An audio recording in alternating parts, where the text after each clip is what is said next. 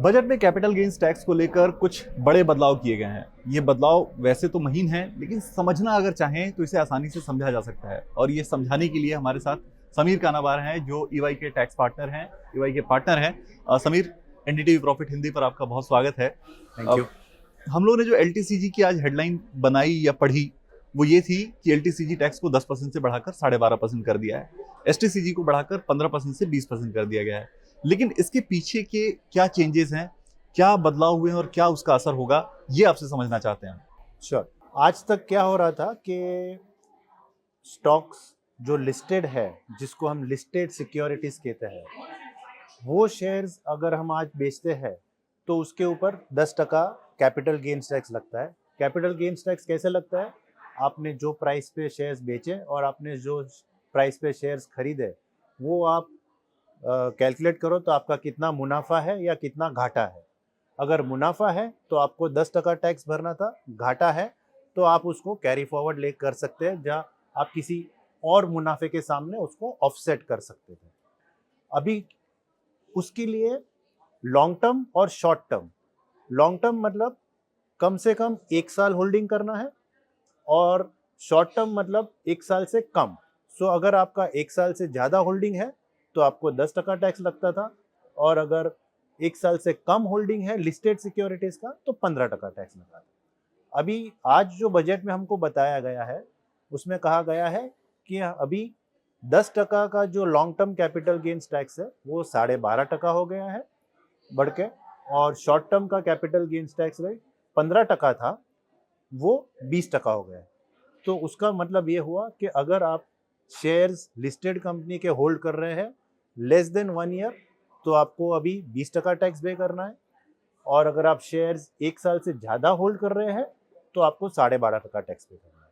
सो ये sort of in a way investors के लिए थोड़ा टैक्स आउटफ्लो बढ़ जाएगा, क्योंकि टैक्स रेट बढ़ाया गया है, और इसके वजह से जो भी ग्रैंडफादरिंग जो होना चाहिए था वो नहीं हुआ है।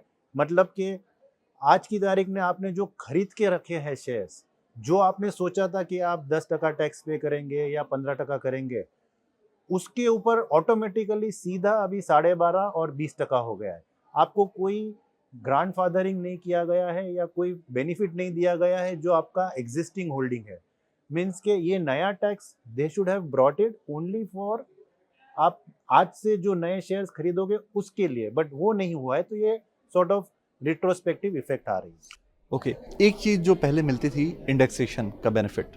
सो इंडेक्सेशन के बेनिफिट से दर्शकों के लिए आम भाषा में अगर समझाऊं तो ये था कि आप इन्फ्लेशन को एडजस्ट करके और जो आपका बचा हुआ गेन होता था उस पर आप टैक्स देते थे। इस बार के बजट में समीर इसको लेकर भी ऐलान हुआ है कि इंडेक्सेशन बेनिफिट्स कई एसेट क्लास पर हटा दिए गए हैं। तो ये एक शब्द में अगर पूछूं, नेगेटिव है, पॉजिटिव है या न्यूट्रल है?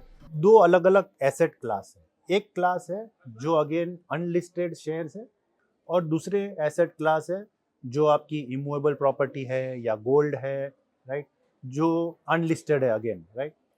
अभी ये लोग ने अमेंडमेंट कर दिया है कि नो इंडेक्सेशन बेनिफिट। मतलब क्या कि अगर आपके शेयर्स है जो अनलिस्टेड है और वो अगर आप बेच रहे हो तो वो टैक्स होंगे flat rate 12.5% for long term, end of course if it is short term तो यू विल पे, अगर आप टैक्स पे करोगे आपके स्लैब रेट के हिसाब से।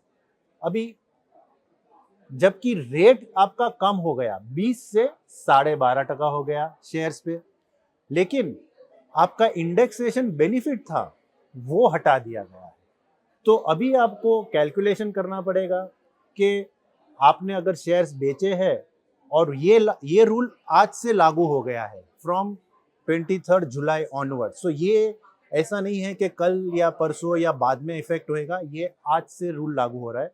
तो आप जो भी शेयर्स बेचो आज से, उसके ऊपर आपको इंडेक्सेशन नहीं मिलेगा, ना कि आपको, और आपको 12.5% पे टैक्स पे करना पड़ेगा। तो ये हुआ शेयर्स, राइट। बट अगर आप इमूवेबल प्रॉपर्टी लेते हैं, आपके पास जमीन है या घर है इमूवेबल प्रॉपर्टी के नाम से, और वो अगर आप बेच रहे हो तो उसके ऊपर भी सेम रूल था, 2 साल का लॉन्ग टर्म, 2 साल से कम शॉर्ट टर्म, शॉर्ट टर्म है तो इंडेक्सेशन नहीं मिलता है किसी पे भी, शेयर्स हो या प्रॉपर्टी हो या गोल्ड हो, नो इंडेक्सेशन, खाली लॉन्ग टर्म पे ही इंडेक्सेशन था।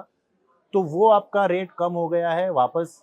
इमूवेबल प्रॉपर्टी यानी कि आपका घर, ऑफिस या जो भी हो, 12.5%, और उसके ऊपर आपको इंडेक्सेशन नहीं मिलेगा। तो हमने जो मोटा मोटा वर्किंग किया है उसके हिसाब से ऐसा लग रहा है कि अगर हम आपने घर खरीदा है 2003 के बाद, तो आपको ये नया रूल मुनाफे वाला है, आपको फायदा हो रहा है।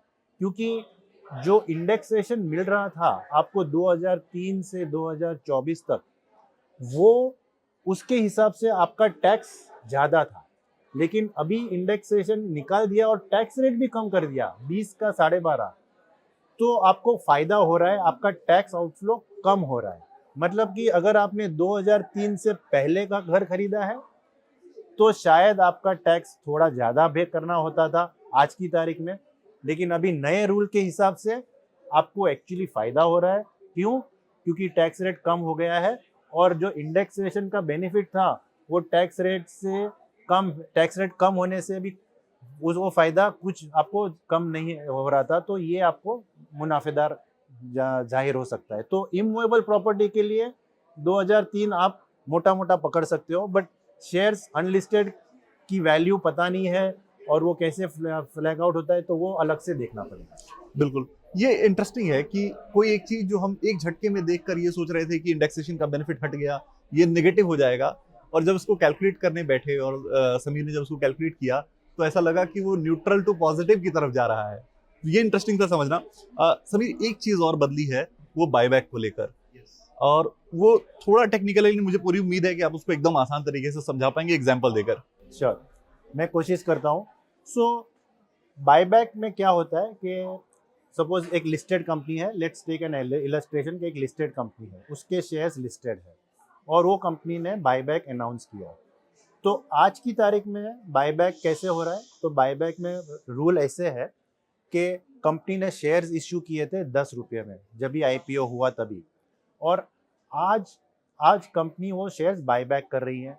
से वो कंपनी का लिस्टेड प्राइस है या बायबैक प्राइस है 80 रुपीज़। सो कंपनी 80 रुपये में आपसे वो शेयर्स खरीद रही है।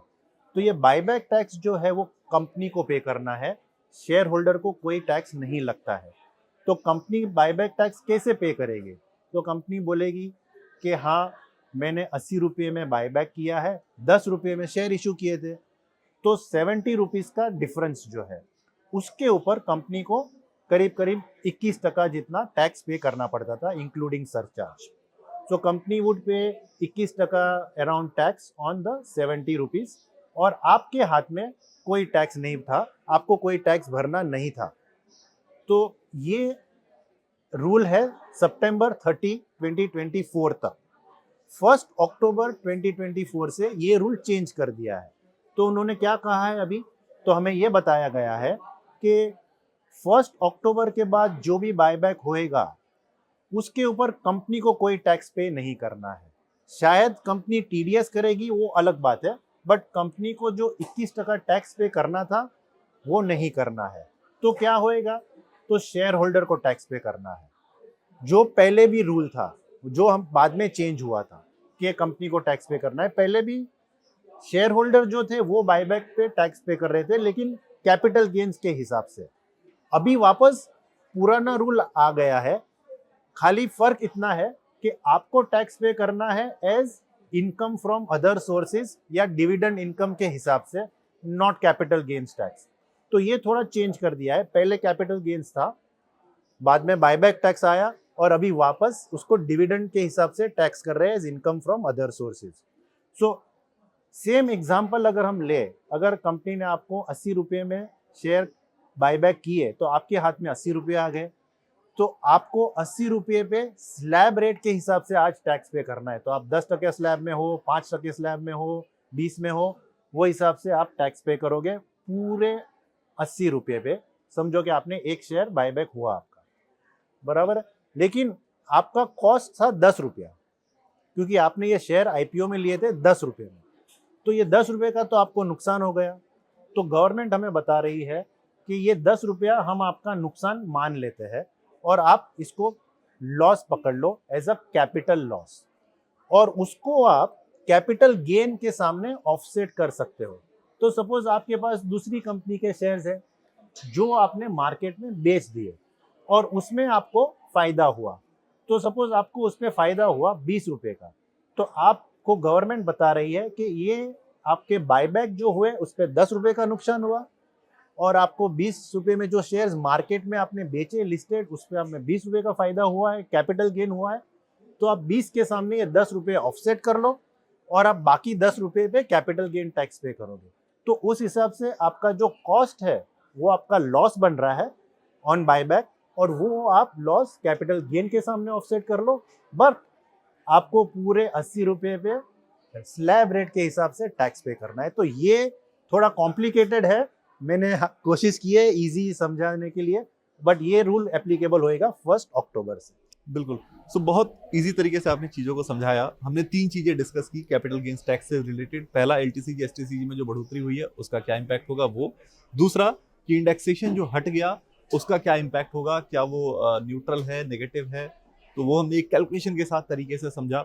और तीसरी चीज़ हमने बात की बायबैक टैक्स पर हुए चेंजेस को लेकर। बहुत शुक्रिया समीर, आज आपने समय दिया और बहुत आसान तरीके से आपने दर्शकों को ये सारी चीज़ें समझा दी। Thank you.